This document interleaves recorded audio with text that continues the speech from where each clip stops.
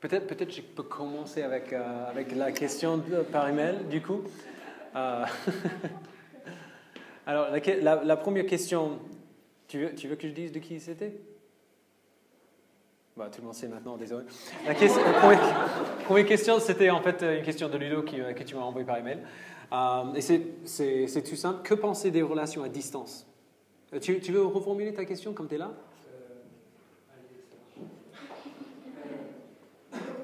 Oui, toujours qu'est-ce qu'on entend de la distance et notamment est-ce que ça nous permet de justement une relation qui nous permet de nous approcher de Dieu ou est-ce que justement c'est des relations qui sont très fragiles et qui peuvent justement nous éloigner de Dieu?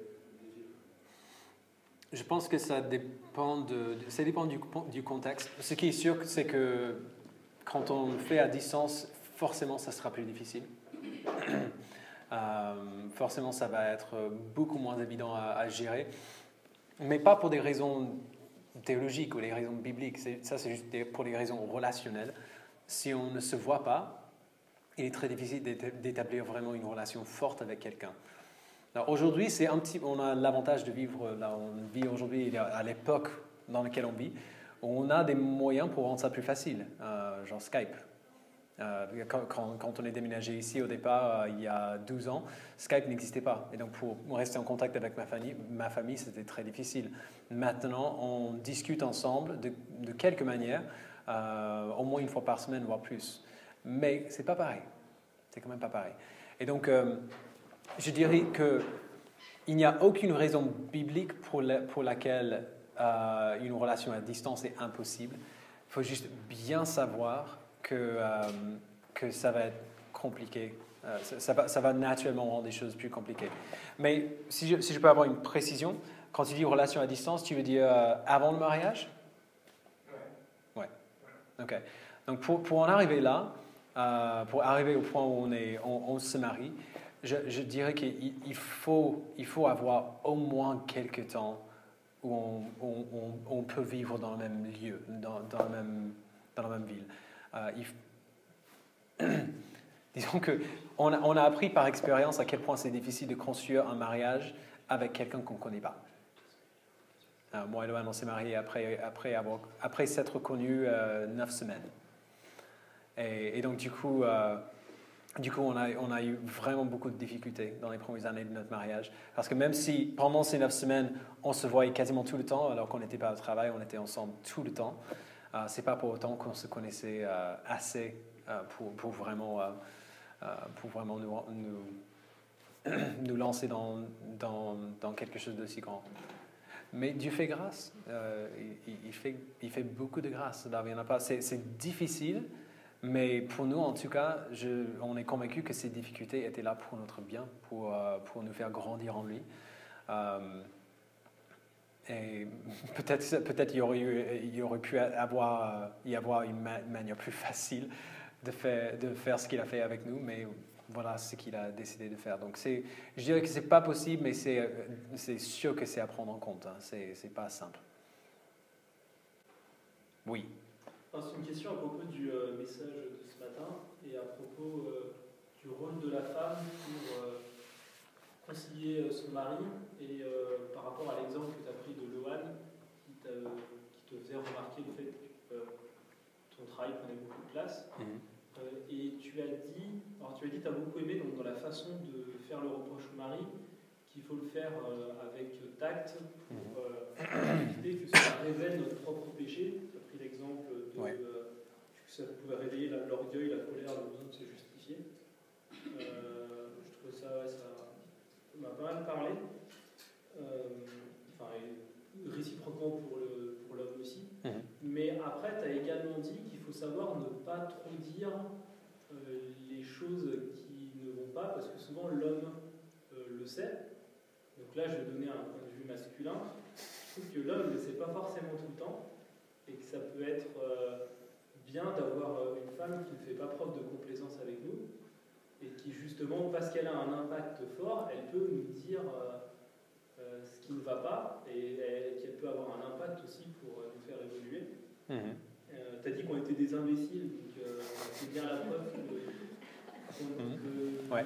la femme peut vraiment avoir un rôle là-dessus.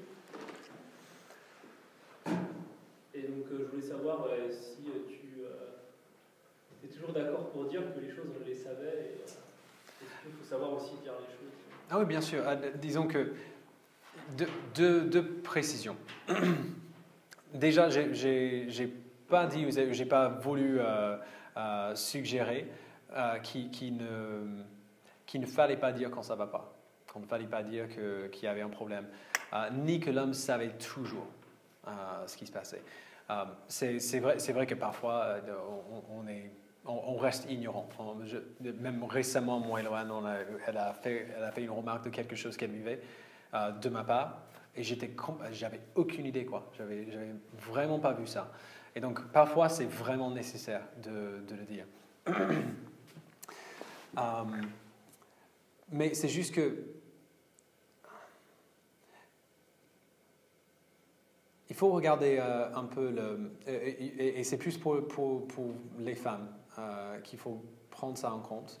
Il faut regarder combien de temps on passe quand il y a quelque chose qui est dit. Alors c'est hyper difficile, mais qu'est-ce qui prédomine dans les remarques que je fais à mon mari? Est-ce que c'est forcément, c'est presque toujours des critiques, ou c'est plus souvent des critiques, ou est-ce que c'est plus souvent de l'encouragement? Parce que si c'est déséquilibré, s'il y a, par exemple, presque toujours de la critique et pas beaucoup d'encouragement, comme on est des personnes qui sont différentes, qui sont séparées dans le sens où je ne sais pas je ne suis pas capable de lire dans ses pensées, ce qu'on dit à l'autre, on est d'accord qu'on a tous fait l'expérience d'avoir une relation avec quelqu'un et de ne pas se rendre compte que ce qu'on dit à l'autre personne, c'est ce qu'il pense est dans notre tête. Alors qu'il y a plein d'autres choses qu'on pense à propos de cette personne. C'est juste qu'on n'en a pas parlé beaucoup. L'impression que ça peut donner si on est... La phrase que j'ai utilisée, c'est soyez un expert, soyez un expert dans ses forces et non pas dans ses faiblesses. Si vous êtes un expert dans ses faiblesses, il est très très possible qu'il pense que c'est vraiment comme ça que vous le voyez. Alors que ce n'est pas vrai.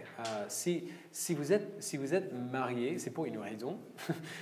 Et normalement, on espère que l'amour que vous aviez pour votre époux ou votre épouse au départ est encore plus fort aujourd'hui que le jour de votre mariage. Mais qu'est-ce qui sort? Et je ne parle pas uniquement des paroles. Pour moi, ça marche le plus souvent comme ça, mais il y a d'autres... on reçoit l'amour de manière différente, chacun et chacune. Et donc, qu'est-ce qui sort de notre bouche, de notre comportement, de notre attitude, si c'est de manière prédominante quelque chose de négatif, dans le sens « voici ce que tu fais mal, voici ce que j'aimerais voir plus, pourquoi tu n'as pas fait ça ?» ou alors, si c'est juste dans l'attitude, le ton de voix, ces choses-là, on va finir par penser que c'est vraiment comme ça. Si on parle de mari avec la femme, il va finir par penser que c'est vraiment comme ça que tu le vois. Alors que ce n'est pas vrai. Tu dirais exactement le contraire. Si jamais il te faisait la remarque, ce serait choquant. Alors, soyez un expert dans ses forces et tendance à plus accentuer ce qui fait bien, à l'encourager. Parce que, et c'est vrai aussi que ce que j'ai dit, c'est il faut peut-être avoir un peu d'expérience de vie maritale pour se rendre compte. Dans le mariage, la perspective change un petit peu, dans le sens où on devient un peu plus sensible à ce qu'on fait mal. Un gars qui est célibataire, qui n'a pas ce miroir qui reflète tout le temps ce qu'il fait et ce qu'il ne fait pas, aura peut-être un peu plus de mal à le voir. Une fois qu'on est marié, ça devient plus facile parce que du coup, on est toujours conscient qu'il y a quelqu'un d'autre avec nous. Et du coup, on fait plus attention à nous-mêmes. Bref, je ne sais pas si ça, Si, ouais. si ça répond. Quelle était la question? Non, je trouve ça intéressant dans le sens où ce que tu disais donc, dans ton message et ce que tu as explicité là, c'est que finalement, c'est important que la façon de dire les critiques, elle soit toujours dans le but d'aider son mari à servir Dieu encore mieux, et à être encore plus de s'améliorer, et non pas juste de vouloir le critiquer parce qu'on voit que ses aspects négatifs de son caractère. Et finalement, c'est comme dans toutes les relations humaines, le but c'est de faire progresser la personne, c'est pas de la rabaisser, ou alors c'est pas de faire en sorte qu'elle soit exactement la personne qu'on voudrait qu'elle soit, Ouais. mais plutôt qu'elle soit une meilleure chrétienne qui progresse dans la sanctification. Ouais. Et que ce soit homme comme femme. Ah oui, ce que j'ai dit, j'ai dit avec, dans le sens femme qui critique l'homme, mais ça va dans les deux sens. C'est pour ça que nous, dans notre maison, on a Éphésiens chapitre 4, verset 29, collé sur notre frigo. Où il dit « Qu'aucune parole malsaine ne sorte de votre bouche, mais seulement de bonnes paroles qui, en fonction des besoins, servent à l'édification et transmettent une grâce à ceux qui les entendent. » Que ce soit un encouragement, là c'est facile de voir comment un encouragement fait ce travail. Une critique fait ce travail aussi si elle est donnée de la bonne manière. Si elle est donnée, comme l'exemple que j'ai donné, avec respect, avec douceur. Et ce qui m'a frappé cette fois-là, même si c'est souvent comme ça que ça se passe, c'est que si c'est fait de la bonne manière, on voit bien que même la critique, elle me l'a fait pour mon bien parce qu'elle m'aime. Donc c'est pas contraire à l'amour qu'elle a pour moi. C'est pas ça ne nuit pas à son amour pour elle. Au contraire, elle me dit ça parce qu'elle m'aime et parce qu'elle voit que j'ai du mal avec ça et que j'ai besoin d'un coup de main, ce qui est souvent. Donc du coup, elle a souvent l'occasion de me dire quelque chose comme ça. Et au début de notre mariage, elle le disait mal et moi je l'entendais très mal, je le recevais très mal aussi. Tous les deux, on a appris à retrouver un plus juste milieu, dans le sens où dire les choses quand il faut les dire, mais dire les choses de la bonne manière pour montrer que c'est parce qu'on aime l'autre qu'on dit ça. Et c'est pour son bien. Il y a la notion de respect, je crois, à la fin du passage, et vous respectez vos maris. Oui, tout à fait. Et c'est pour ça, comme c'est peut-être un peu généraliste de le dire, mais souvent les hommes, on est un peu plus fiers, dans le sens où on a l'impression, oh, j'arrive à faire tout ça tout seul, voilà, j'ai pas besoin de quelqu'un d'autre pour me le dire. Et Paul sait notre réaction naturelle, notre réaction pécheresse naturelle. Et donc c'est pour ça qu'il dit à la femme de respecter son mari, parce qu'il sait que son mari aura besoin d'un peu d'aide pour entendre les critiques. Et donc si on va les apporter, si on va travailler vraiment ensemble, une critique donnée avec respect nous permet de voir ce qui se passe vraiment. C'est-à-dire qu'elle dit ça parce qu'elle m'aime. Et elle a envie que moi j'aille mieux et que tout aille mieux ensemble avec nous. Et donc du coup, on sort de cette conversation plus avec l'impression d'avoir vraiment travaillé en partenariat, d'avoir progressé ensemble, et pas d'avoir une personne qui s'est mise au-dessus de l'autre personne pour taper sur la tête de manière autoritaire. Dans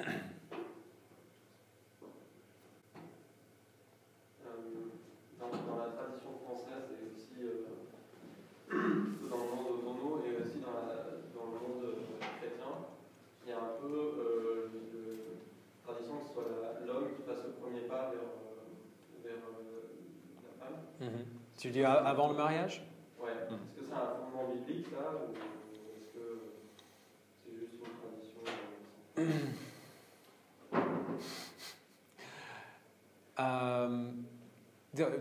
Disons qu'il n'y a rien dans la Bible qui dit que, encore sous la nouvelle alliance, que l'homme doit faire le premier pas. Il n'y a rien qui dit que c'est le cas. Par contre, je dirais que si on prend en compte toute la pensée biblique par rapport aux hommes et aux femmes, de la Genèse jusqu'à l'Apocalypse, je pense que c'est une bonne idée que l'homme fasse le premier pas. Et je pense pour plusieurs raisons. déjà, dans la Bible, c'est presque toujours l'homme qui est appelé à prendre l'initiative. Que ce soit pour, se sacrifier pour sa femme, pour se donner pour elle, pour pouvoir ses besoins, et ainsi de suite.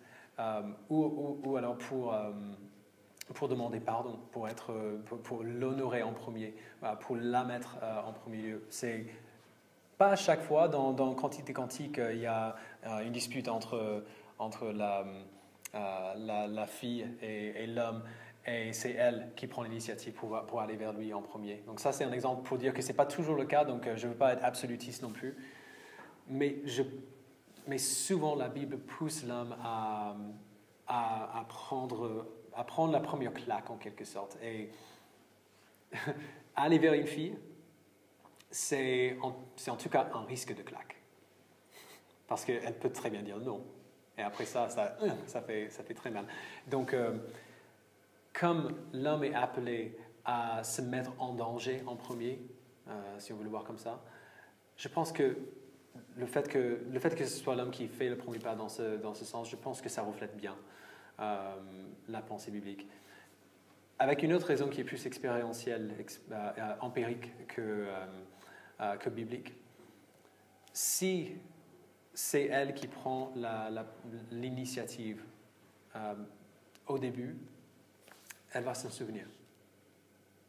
Elle va se souvenir que, par exemple, dans notre relation, et ce n'est pas par rapport à faire le premier pas vers l'autre, mais plus dans le sens où, quand il y avait une décision spirituelle à prendre, même avant qu'on soit mariés, de dire oui à certaines choses, non à d'autres choses, c'est toujours elle qui mettait ce sujet sur la table pour dire tu penses vraiment qu'on devrait faire ça? Je ne pense pas que ce soit une bonne idée, quoi. Et après qu'on était mariés, elle s'en est souvenue. Parce qu'en fait, la manière dont j'étais avant qu'on soit mariés, le mariage ne change pas les gens à ce point. Dans le sens, il faut pas qu'on imagine que ce avec quoi on lutte aujourd'hui, que ce ne sera pas une lutte après le mariage. Ce sera une lutte après le mariage et ce sera encore pire. Souvent, les luttes deviennent encore plus difficiles après qu'avant. Et du coup, parce que c'était moi qui étais appelé bibliquement à prendre l'initiative pour Loane, elle voyait tout de suite quand je ne le faisais pas. Parce que c'est comme ça que j'avais fait depuis le départ. En gros, j'avais pris l'initiative de ne rien faire.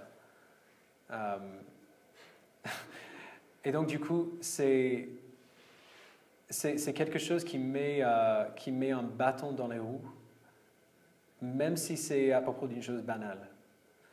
Et donc, c'est pour ça que je n'ai pas envie de dire oui à chaque fois, l'homme doit faire, la fille ne peut jamais rien dire. Mais je pense que c'est une bonne idée pour ces raisons-là.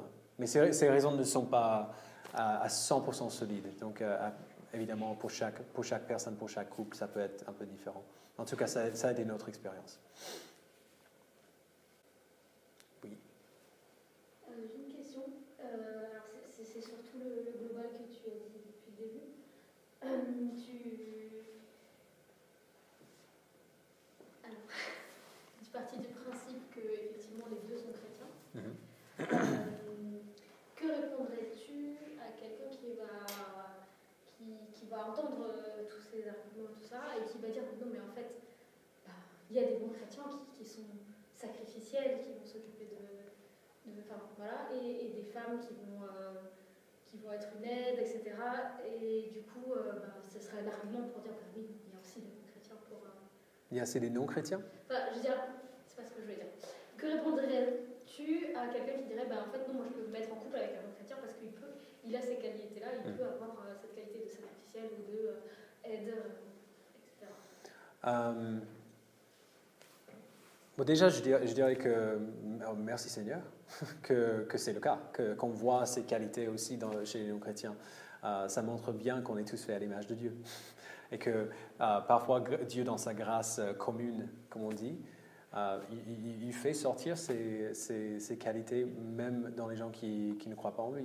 Donc, évidemment, les gens, il ne faut pas être chrétien pour pouvoir être sacrificiel ou se donner pour quelqu'un d'autre.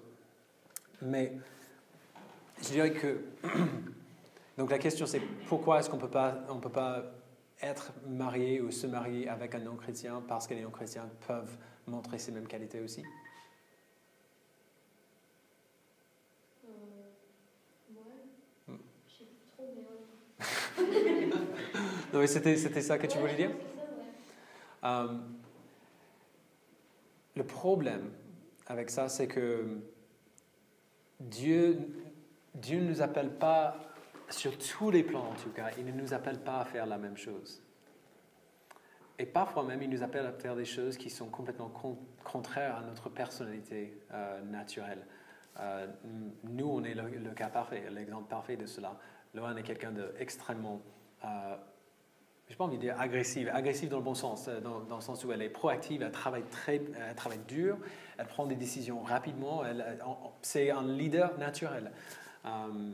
Et moi, naturellement en tout cas, disons que j'ai appris à être un peu plus sociable, mais je suis quelqu'un de plutôt timide de nature, qui est plutôt relax. Et c'est pas uniquement de la fainéantise. C'est juste que vraiment la plupart du temps, je m'en fiche un petit peu. Si on va manger une pizza ou des pâtes ce soir, peu m'importe, décide. Alors, quand Dieu m'appelle à prendre l'initiative, à aimer ma femme comme Christ a aimé l'Église, de me donner pour elle, de pouvoir à ses besoins, d'établir le climat spirituel de la maison, bon sang, ça va complètement à l'encontre de qui je suis, entre guillemets. Et quand Dieu appelle Loan à se soumettre à moi, c'est pour ça qu'on rigolait quand on lisait ce passage, mais c'est ridicule quand même. Moi, je vais me soumettre à toi, mais n'importe quoi. S'il y a quelqu'un qui va se soumettre ici, c'est bien toi. Et je disais, bah oui, c'était une évidence. Et donc, tout ça pour dire que ce que Dieu nous appelle à faire va toujours être intentionnel. Ce n'est pas juste un trait de caractère qui va sortir. Ce n'est pas juste une qualité que j'ai en moi, que je suis capable de faire et qui sort tout naturellement parce que je suis comme ça. Ce que Dieu nous demande de faire, il nous demande de le faire exprès et de le faire pour la bonne raison. C'est pour ça qu'il n'arrêtait pas de dire femmes, soumettez-vous à votre mari comme au Seigneur, car le mari est le chef de la femme, comme Christ est le chef de l'Église. Mari, aimez vos femmes comme Christ a aimé l'Église, il s'est donné lui-même pour elle. Il donne toujours une raison derrière, et c'est une raison christologique. C'est une raison qui est centrée sur ce que Jésus a fait pour nous et ce que nous faisons en réponse à lui. Et je dirais qu'un non-chrétien n'est pas capable d'avoir ce type d'intentionnalité. Tout simplement parce que si on n'est pas croyant, on ne croit pas en Christ. Et donc du coup, si c'est un homme, comment est-ce que tu veux qu'il reflète, qu'il aime sa femme comme Christ a aimé l'Église? Il ne sait pas comment Christ a aimé l'Église. Il ne sait pas comment il s'est donné pour elle.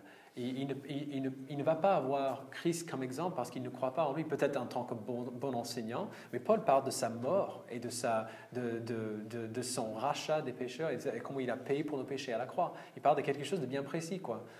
Et un homme non chrétien ne serait pas capable même de commencer à comprendre comment Christ a aimé l'Église. Et donc il sera du coup incapable d'être intentionnel dans sa manière d'aimer sa femme. Il pourrait peut-être imiter, et même en observant un couple chrétien, il pourrait imiter jusqu'à la fin et vraiment convaincre quelqu'un d'autre qui le fait bien. Mais Dieu va savoir qu'il n'a pas fait pour la bonne raison, que ce n'est pas Christ qui l'a motivé. Et du coup, il n'a pas aimé sa femme comme Christ a aimé l'Église. Et on pourrait dire la même chose à l'envers pour sa femme. Oui. Du coup, bon, peut-être que c'est suradroit ce que tu dis, mais est-ce que du coup le conjoint c'était pas un peu prétexte pour chacun suivre Jésus? Comme on présente le mariage, j'ai l'impression du coup que le but c'est de faire ce que Jésus veut et ressembler à ce que Jésus veut être. Et du coup, à la limite, le conjoint ça peut être n'importe qui, du moment qu'il est chrétien, donc c'est une femme pour un homme, une femme pour une femme. du coup, le reste importe peu, quoi. C'est ça? Oui. Non, je précise. Vas-y, vas-y. Non, mais parce que dans la vraie vie, ça fait un peu. Enfin, il y a plein de choses qui paraissent importantes, du coup, qu'on ne cite pas du tout, et peut-être à raison, et peut-être qu'on s'attache à des choses qui n'en valent pas la peine, mais j'ai l'impression. Du coup, il ne faut pas se préoccuper du reste, quoi. Il faut juste se préoccuper de que le conjoint potentiel, ou alors dans l'idée, soit chrétien, et le reste, on s'en fout. J'irai pas jusque-là. J'ai dit oui d'un certain sens, et je vais dire ça après. Mais j'irai pas jusque-là tout simplement parce que, disons qu'on veut quand même minimiser les difficultés qu'on va avoir. Et pour cela, on veut être sage par rapport à qui on se marie. Là, du coup, moi et Laurel, on n'était pas sages du tout, on ne savait pas qui on était. Et du coup, on s'est trouvé en difficulté parce qu'on n'aime pas les mêmes choses. On a eu beaucoup de mal à trouver des choses à faire ensemble parce qu'on n'aime pas faire les mêmes choses. Mais quasiment rien. On aime certains des mêmes groupes de musique. On aime il y a certains films en commun qu'on aime bien. À part ça, il n'y a pas grand-chose. Et donc, du coup, ça nous a donné beaucoup de problèmes au départ. Maintenant, ça va mieux. On a appris à faire des sortes de compromis qui nous permettent à tous les deux, même si ce jour-là, 2 jours par mois, on essaie de sortir ensemble, d'avoir une journée juste à nous deux quand Jacques est à l'école. Et même si ce jour-là, on fait ce qu'elle a envie de faire, on a réussi avec le temps à trouver une manière de faire pour que moi, je m'y trouve mon compte aussi. Donc, c'est possible, mais ça rend des choses vachement difficiles. Alors, ce qui nous a permis de le faire, de réussir à le faire, c'était que les choses qui étaient vraiment essentielles, on avait en commun. Dans le sens où on avait la même foi en Christ, on avait les mêmes convictions théologiques. C'est extrêmement important. C'est beaucoup plus important que des intérêts en commun. On avait les mêmes convictions théologiques, dans le sens où on voyait la Bible de la même manière, on lisait la Bible de la même manière. Si vous nous posez des questions sur la théologie, la doctrine chrétienne, tous les deux, on aura exactement la même réponse. Si on est ensemble, il y a l'un qui répond, l'autre va dire oui. Oui, c'est comme ça. Et donc, du coup, Dieu a fait beaucoup de grâce pour nous parce qu'on était des jeunes chrétiens au départ et pendant les premières années, on lisait pas la Bible ensemble. C'est juste pas un truc qu'on a fait. Il nous a fait beaucoup de grâce de nous faire aller dans le même sens en même temps. Et c'est un miracle. C'est un miracle qu'il a fait pour nous. Mais c'est pas pour autant que c'est aussi que c'est, disons que c'est pas garanti que Dieu fasse ça pour tout le monde. Tu vois. Donc on ne devrait pas présumer sur sa grâce à ce niveau-là. Donc on a envie d'être sage et d'être sûr qu'on a les mêmes projets de vie, qu'on voit la vie de la même manière, qu'on voit les enfants de la même manière, qu'on est d'accord sur comment on veut les élever, comment on veut résoudre les problèmes ensemble, comment on va prendre des décisions ensemble. On veut être aussi sage que possible. Alors la raison pour laquelle j'ai dit oui au départ, c'est parce que je ne crois pas non plus qu'il y a forcément une personne pour tout le monde. Cette idée que souvent la question qu'on pose avant, surtout si on commence à s'intéresser à quelqu'un et voilà, on hésite un petit peu, ou alors si on est ensemble déjà et on hésite pour aller plus loin, la question qu'on pose, mais comment est-ce que je sais que c'est celle que Dieu veut pour moi? Comment est-ce que je sais que c'est la volonté de Dieu pour moi que je sois avec cette fille-là? Et donc la question qui me pose à moi, c'est comment tu sais que Loane est vraiment celle que Dieu avait prévue pour toi? Comment tu sais que tu n'as pas fait une erreur? Et j'ai dit, je le sais parce que je suis marié avec elle. Parce qu'elle est ma femme. Parce que ce jour-là, le 28 avril 2003, j'ai fait une promesse. C'est comme ça que je sais que c'est celle que Dieu avait pour moi. Parce qu'on est mariés. Et je pense que dans une situation où même ce n'est pas idéal, dans notre cas c'était loin d'être idéal, Dieu est capable de faire grâce.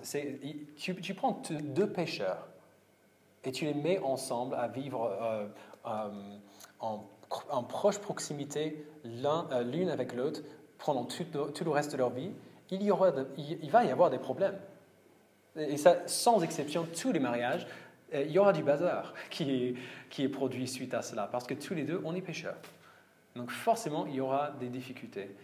Et donc le but de la vie chrétienne ensemble, c'est de faire en sorte, comme tu as dit, de grandir en notre foi ensemble, de nous raffiner ensemble, mutuellement. C'est une sorte de microcosme de ce qui se passe dans l'Église. Frères et sœurs se servent l'un et l'autre pour les ramener plus près de Dieu. C'est exactement ce qu'on fait dans le mariage. Et donc, même si on a peur, disons que si on a peur de faire une erreur par rapport à la fille, on est ensemble depuis quelques temps, on chemine vers le mariage, ou alors c'est juste une fille qui me plaît et j'ai envie de la connaître mieux, comment est-ce que je sais que c'est elle? Tu vas voir. Si tu te maries avec elle, c'est elle. Voilà, Dieu sait faire de deux personnes pécheurs quelque chose de beau. Peu importe à quel point on est pécheur, peu importe à quel point on n'est pas bien l'un pour l'autre au départ. Il sait racheter même le pire des cas, comme il a fait avec nous. Et c'est pour ça que j'ai dit oui au départ. Mais il faut être sage, on veut quand même limiter les dégâts au mieux possible avant. Zayn, ça a coupé? Non, mais c'est presque moi. Ok. Non, j'en ai pas d'autres. Si ça coupe, tant pis. Oui? J'ai une question mais qui concerne plus les célibataires. Quelqu'un m'a dit un jour que quand deux jeunes chrétiens décident de se mettre ensemble, ils deviennent automatiquement fiancés. Est-ce qu'on ne peut pas utiliser les termes du monde on sort ensemble avant la période de fiançailles? J'en ai parlé un petit peu la semaine dernière et déjà j'ai eu pas mal de réactions par rapport à cela. Je ne dirais pas aussi franchement que ça. Je pense qu'il y a une sorte de battement qui se passe entre les deux. Mais pour le dire brutalement, oui. Je pense que c'est le cadre que la Bible nous donne. Alors, j'explique pourquoi je dis oui et pourquoi je dis peut-être, je dirais un peu différemment. Le seul cadre que la Bible donne pour les relations romantiques, les relations intimes entre un homme et une femme, c'est le mariage. C'est le seul, éventuellement les fiançailles, les fiancés. C'est le seul cadre que la Bible donne. Avant d'être fiancé, on n'est rien. On est frères et sœurs, éventuellement si on est dans l'église, mais on n'est rien. Il n'y a pas d'étape pré-fiançailles que la Bible nous donne comme cadre. Et je crois que, même si c'est quelque chose de culturel, donc ce que je vais dire, c'est pas, je dirais que si vous êtes ensemble avant le mariage et vous dites on est ensemble, je ne dirais pas que vous vivez dans le péché. Mais je crois que la Bible nous donne un cadre comme ça et se limite à ce cadre-là pour une bonne raison. Je pense que là, à chaque fois que la Bible mentionne quelqu'un qui rentre dans une relation quelconque avec quelqu'un de l'autre sexe, une relation d'intimité, même si l'intimité n'est pas consommée avant le mariage, c'est vu comme quelque chose de malsain. Et si on est entre guillemets ensemble avant le mariage,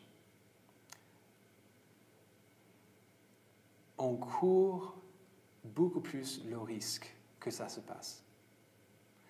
Dans le sens où c'est comme c'est l'homme qui est censé protéger sa femme, par exemple. Ça commence avant le mariage.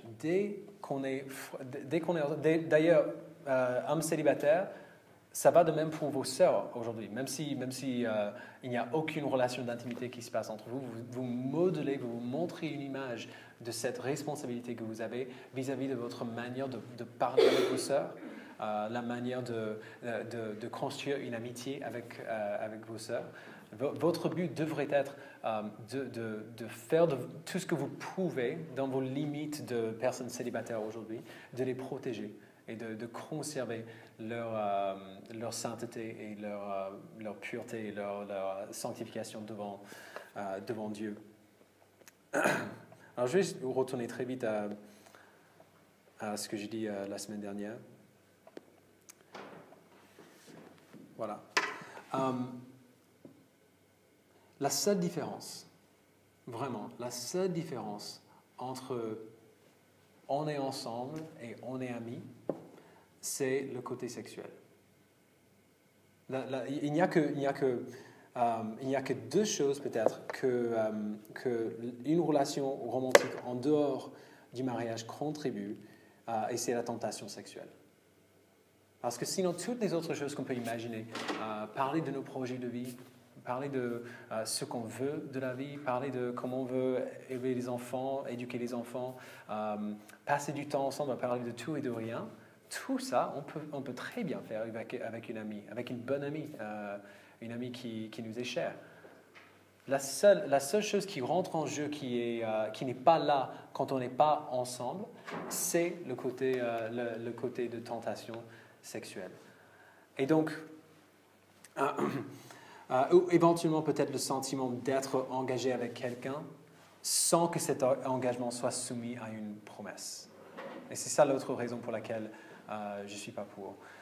Quand on est ensemble, on a l'impression de bénéficier des mêmes choses que les gens qui sont fiancés et qui sont mariés, sauf que cette intimité, ce sentiment d'intimité que nous avons n'est pas soumis à une promesse ou à un engagement. Et là, du coup, on peut très bien, même sans le vouloir, jouer des jeux l'un avec l'autre. Parce qu'on n'a fait aucune promesse. Donc du coup, même si on établit une intimité l'un avec l'autre, on établit des sentiments qui sont très forts l'un avec l'autre, on peut très bien dire, demain, pour X raison, ok, maintenant on s'arrête, parce qu'il n'y avait pas de promesse qui a été donnée. Il n'y a pas un vrai engagement qui a été pris, contrairement aux fiançailles et au mariage. Et donc, être ensemble avant le mariage, avant les fiançailles, la seule chose que ça contribue, c'est ce sentiment d'intimité qui ne devrait pas être là avant le mariage, qui est fait pour le mariage, et la tentation sexuelle qui également ne devrait pas être là avant le mariage, ou en tout cas du moins possible. Et donc, à mon sens, le cadre biblique, le cadre que la Bible nous donne par rapport aux relations homme-femme, est là pour nous protéger de tout ça, pour nous protéger de ces dégâts émotionnels et sexuels qui peuvent être là, même si à la fin de la journée, on résiste à la tentation.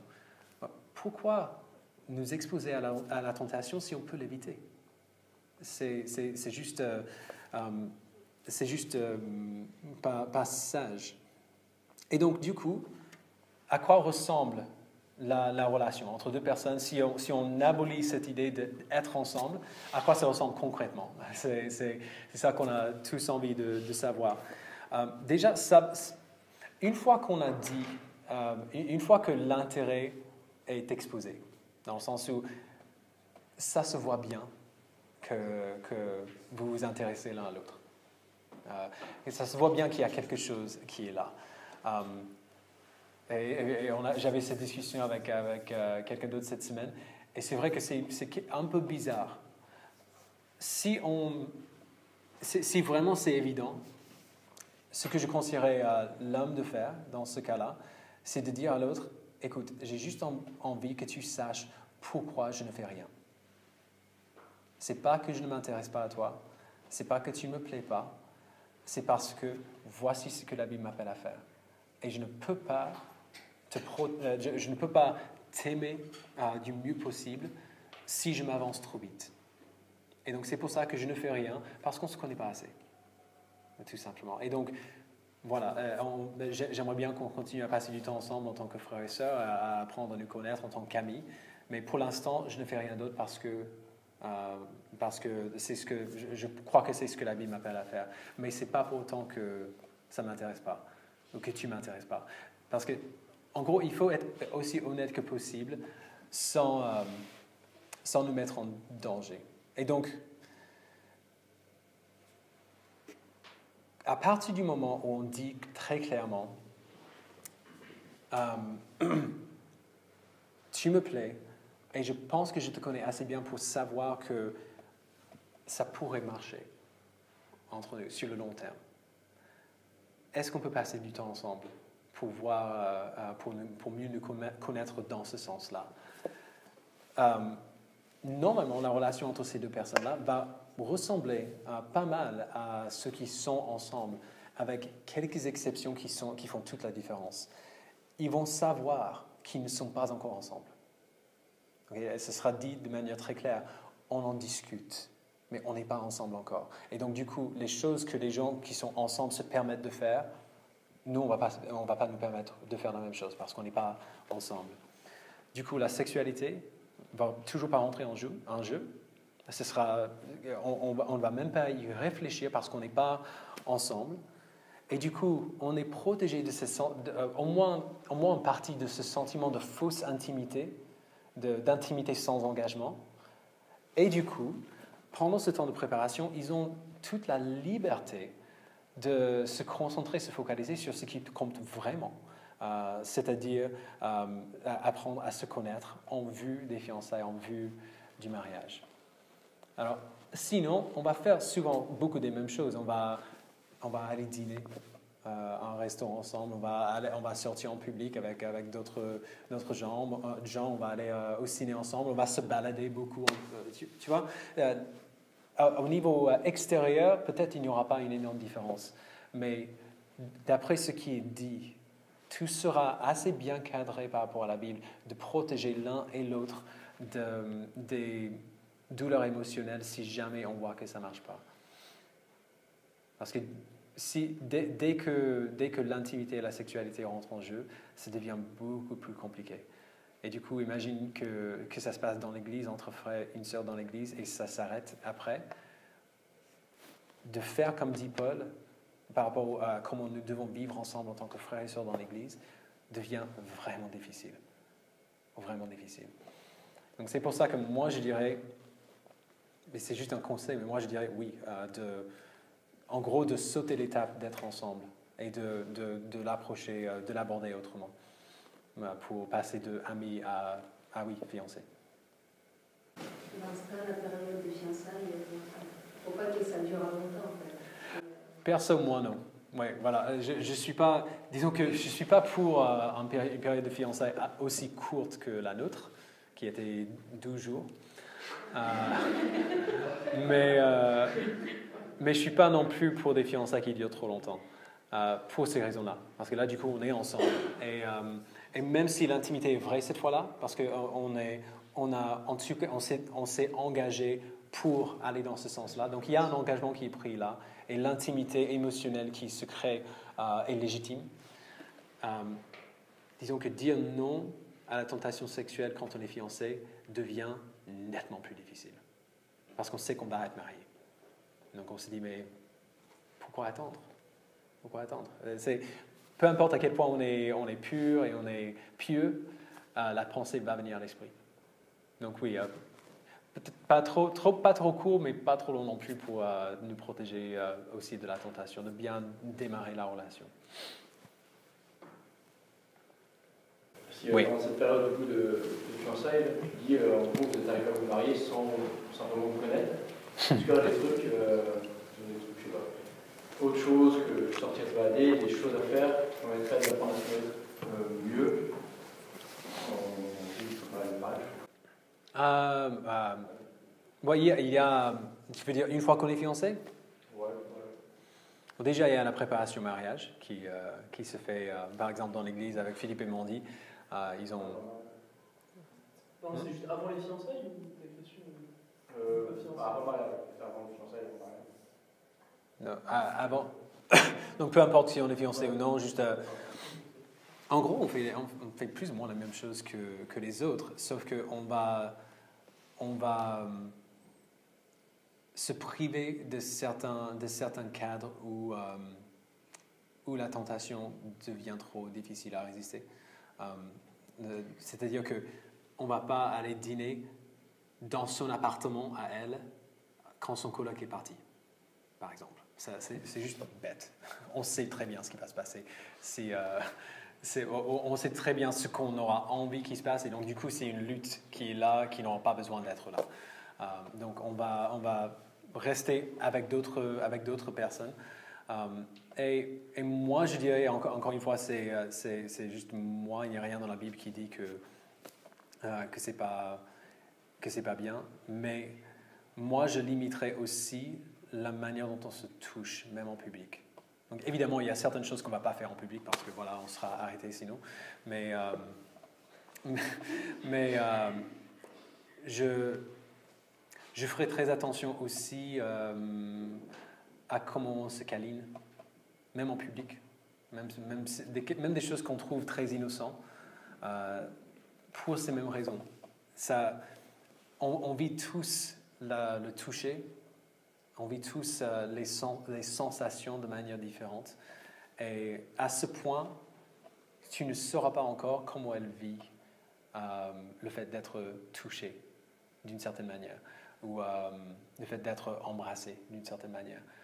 Tu vas l'apprendre, on l'apprend au fur et à mesure qu'on avance dans la vie, mais à ce moment-là, ce serait très difficile de savoir. Et donc, sans le vouloir, on risque de s'exposer l'un et l'autre à la tentation qui va être vraiment difficile.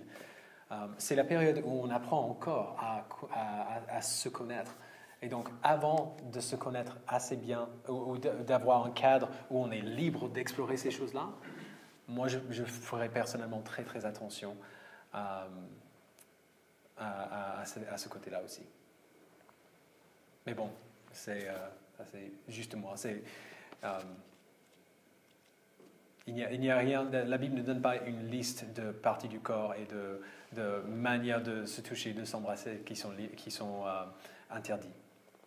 C'est juste une question de sagesse, et surtout pour nous, les gars, qui devons prendre la responsabilité de protéger nos futures épouses. Encore à ce niveau-là, si nous on échoue dans ce domaine, elle va s'en souvenir. Elle va s'en souvenir. Et donc, vaut mieux être trop prudent que pas assez. Tu as dit sur les choses en commun que ce qui était le plus important, c'est d'avoir la foi en commun et d'avoir des affinités très proches sur le plan spirituel, voire même théologique. Qu'est-ce que tu nous conseillerais pour, sachant que le temps des fréquentations, on ne peut pas non plus l'étendre éternellement. En tout cas, c'est plein de raisons, c'est pas forcément quelque chose qui peut s'étaler dans la durée. Pour vraiment, qu'est-ce que tu nous conseilles pour vraiment s'assurer on s'entend bien sur ce point de vue-là et que la personne elle est bien fiable sur le plan théologique. Juste d'en parler. Disons qu'il y a beaucoup de domaines qui sont extrêmement secondaires. Genre, il faut trouver une fille qui serait intéressée par ça, mais si par exemple elle tient une position prémillénariste par rapport à quelqu'un qui tient une position amillénariste, si vous ne savez pas ce que je veux dire, c'est parce que c'est aussi secondaire que ça. Voilà, il y a des choses où on ne va pas être d'accord théologiquement, et ça n'impacte rien. Ou en tout cas très peu. Peut-être le millénium va avoir un peu plus d'impact que d'autres choses. Mais voilà, il y a des sujets qui sont très secondaires. Il y a d'autres sujets qui restent secondaires, mais qui vont avoir un impact conséquent sur votre mariage. Notamment, est-ce qu'on croit la même chose à propos des hommes et des femmes dans le mariage? D'ailleurs, la position de l'Église qu'on a passé 3 semaines à établir, ça s'appelle la position complémentariste, dans le sens où l'homme et la femme sont complètement égaux en valeur, mais qui ont des différences qui se complémentent et des appels qui se complémentent. Je connais un jeune homme que je connais très bien, qui s'est trouvé avec une fille et qui faisait cette démarche-là. Ils cheminaient ensemble vers le mariage. Et après quelques mois, en fait, ils ont appris qu'ils n'étaient pas d'accord sur ce sujet-là. Lui, il avait une position complémentariste et elle, une position égalitaire. Et on les a eus à la maison pour dîner avec nous, pour discuter ensemble et pour expliquer peut-être ça vient toujours mieux quand ça vient de quelqu'un d'autre que son chéri. Pourquoi on était convaincu que la Bible nous dit cela? Elle restait toujours pas convaincue. Et donc, il a décidé qu'il ne pouvait pas continuer. Parce que ça impacte toute la vie. Si on est célibataire, ça impacte beaucoup moins. Mais si on est marié, ça impacte tous les domaines de la vie ensemble. Ça impacte la manière dont on prend des décisions, ça impacte la manière dont on parle avec l'autre, ça impacte le ton de voix, ça impacte l'attitude, ça impacte l'éducation des enfants. Et peut-être de manière encore plus fondamentale, ça a un impact sur la manière dont on voit notre conjoint. Comment on prie pour elle ou pour lui. Comment on les considère. Et là, par exemple, c'est un point qui est secondaire, mais pour moi essentiel pour le mariage. Donc vous n'avez pas besoin d'avoir une position complémentariste pour être membre de l'Église, par exemple, mais pour vous marier avec quelqu'un d'autre, si vous n'étiez pas d'accord à ce sujet-là, je dirais que c'est pas une bonne idée. Ça va créer beaucoup de problèmes dans l'avenir. Mais pour revenir à ta question qui était... Non, c'était ça. Et après, j'imagine dans le comportement, tu parlais du service à l'Église, tu parlais de la maturité aussi. Ça, c'est aussi des choses, j'imagine, à prendre en compte. Oui, tout à fait. Oui, je l'ai dit à vous les femmes aujourd'hui, attendez un homme comme celui que j'ai décrit la semaine dernière. Et c'est la même chose pour les hommes. Attendez une femme qui reflète le caractère de Dieu comme la Bible demande. C'est quelque chose de tellement qui a un impact qui est tellement immense sur la vie de tous les jours que c'est un peu comme la question qui a été posée tout à l'heure. On ne veut pas nous lancer dedans avec n'importe qui. Et il faut vraiment qu'on fasse attention et qu'on soit sage par rapport à ça. Parce que si la foi n'est pas bien établie, n'est pas solidement établie avant le mariage va prendre toute la place. Le conjoint va devenir un idole de la personne. La personne va peut-être aimer Jésus, mais elle aime plus son mari ou sa femme. Ou au contraire, même si tout va mal dans le mariage, tout va mal dans sa relation avec Dieu aussi. Donc il faut que la foi soit bien ancrée, bien solide, avant de se lancer là-dedans pour éviter que le mariage prenne des proportions qui sont trop immenses, qu'il reste bien à sa place dans les priorités spirituelles. Mais est-ce que du coup, il n'y a pas le risque que les gens attendent tellement l'homme parfait et les gars attendent tellement la femme parfaite qu'en fait, il ne se passe jamais rien? Alors, parce que je suis vraiment très d'accord avec ça, mais peut-être que j'ai un peu l'impression qu'on est justement très... on met beaucoup de réserves aujourd'hui avant de s'engager. Et peut-être qu'en fait, on pourrait voir... c'est une question, est-ce qu'on ne pourrait pas juste se dire, c'est la visée que j'aimerais avoir, de ressembler à une femme comme ça. Je sais que je ne le suis pas maintenant, mais même en m'engageant dans mon mariage, c'est ce que j'ai envie de faire. Parce que je me marierai pas avec quelqu'un de parfait et quelqu'un qui est exactement comme elle dit la Bible, je ne l'aurai pas non plus. Oui. Alors, c'est une très bonne question. Évidemment, quand on parle de chrétiens mûrs, on ne parle pas de chrétiens parfaits. On ne parle pas de l'homme idéal. Il n'y en a pas. Il n'y a pas de femme idéale non plus. Mais ce qu'on voit, à quoi est-ce que vous pensez quand vous pensez à un chrétien qui est mûr? Normalement, si on est chrétien depuis un peu de temps, on sait à quoi ça ressemble, un chrétien qui est mûr. Ce n'est pas quelqu'un qui est parfait, c'est quelqu'un qui sait gérer les fois où il chute. C'est quelqu'un qui sait se repentir, c'est quelqu'un qui sait se contrôler lui-même et quand ça lui arrive de chuter, de savoir revenir à Dieu, de courir vers Dieu pour se repentir de son péché. C'est pour ça que je pense que la Bible nous appelle tellement souvent à la repentance et à la confession et à la connaissance que nous sommes encore pécheurs. C'est parce que la Bible n'idéalise jamais un chrétien. L'image qu'elle nous présente, c'est des gens qui sont toujours en chemin, qui sont toujours en cours de réparation, en cours de rénovation, mais qui vont dans ce sens et qui vont continuer à aller dans ce sens. Et donc quand je dis attendez un homme comme ça, attendez une femme comme ça, c'est pas attendez une personne qui est parfaite, mais attendre quelqu'un dont vous êtes absolument sûr qui va continuer à aller dans ce sens-là.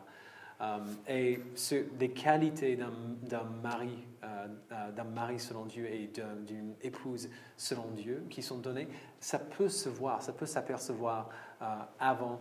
Est-ce que c'est quelqu'un qui va aimer sa femme comme Christ aimait l'Église? Comment est-ce qu'il est avec les sœurs en Christ? Est-ce que c'est un gamin de 25 ans, comme j'aime bien dire? D'ailleurs, ça m'a décrit moi, à cet âge quand je le dis. Est-ce que c'est un gamin de 25 ans ou est-ce qu'il prend l'initiative? Est-ce qu'il travaille? Est-ce qu'il a les moyens pour pouvoir à des besoins de quelqu'un? Ou est-ce qu'il les aura un jour? Est-ce qu'il saura faire ce que Dieu l'appelle à faire? Donc, c'est pas qu'il sera parfait ou qu'il va être capable de faire ça aujourd'hui, mais est-ce que c'est dans ce sens qu'il va et est-ce que je suis convaincu qu'il va continuer à aller dans ce sens? Parce que si oui, il n'y a pas de souci. Quel est le rôle de l'Église, des autorités qui sont dans l'Église, quand un mariage ne va pas, quand quelqu'un décide? Il y a des adultères, des choses vraiment graves qui se passent. Alors, ça dépend de ce qu'on entend par grave. Si par grave, on veut dire illégal, c'est la responsabilité des anciens de l'Église d'appeler les autorités légales. S'il s'agit de quelque chose qui est illégal, mais qui est très malsain sur le plan spirituel, c'est le rôle des responsables de l'Église déjà d'examiner la situation pour voir quel est le besoin. Est-ce qu'ils ont besoin juste d'accompagnement, d'avoir quelqu'un de l'extérieur qui les aide à voir clairement? Est-ce qu'ils ont besoin de quelqu'un de professionnel, d'un conseiller marital professionnel? Ou alors, est-ce que l'un d'entre eux a besoin de discipline? Dans le sens où il y a certaines choses qui sont très très clairement dénoncées, qui sont graves dans la parole de Dieu, mais qui ne sont pas illégales, comme l'adultère. Donc prenons ce cas de figure. S'il y a un couple où l'homme a trompé sa femme ou vice-versa, la femme a trompé son mari, et ça se révèle, ça se manifeste que ça s'est passé, et il reste non repenti. Et il reste obstiné dans son refus de se repentir. Alors après c'est un peu à la femme de savoir comment elle a envie de réagir face à cela. Mais s'il s'agit de quelque chose qui est non repenti, un homme qui a... ça semble bizarre, mais ça existe. Je connais un gars qui a vécu exactement ça. Un homme qui a refusé de rompre avec sa maîtresse, avec sa maîtresse, parce qu'elle lui devait de l'argent. À ce moment-là, c'est un péché non repenti. L'ancien va faire exactement ce que Jésus nous dit de faire. La femme le confronte, il ne veut pas se repentir, donc elle l'amène à une personne, pareil, il ne veut pas se repentir, il l'amène devant les anciens de l'Église, il ne veut toujours pas se repentir. Après un moment, si ça continue, si jusqu'au dernier recours, il refuse de se repentir, on l'exclut de l'Église. Encore pour son bien, le but de la discipline de l'Église, c'est toujours de faire en sorte que la personne voit la gravité de ce qu'ils ont fait et qu'ils reviennent à Jésus. C'est toujours ça le but. Mais dans un mariage comme ça, ce serait le rôle des anciens de trancher pour dire, si tu ne te repens pas, je suis désolé, mais on va te demander de ne pas revenir. jusqu'au jour où tu es prêt à confesser.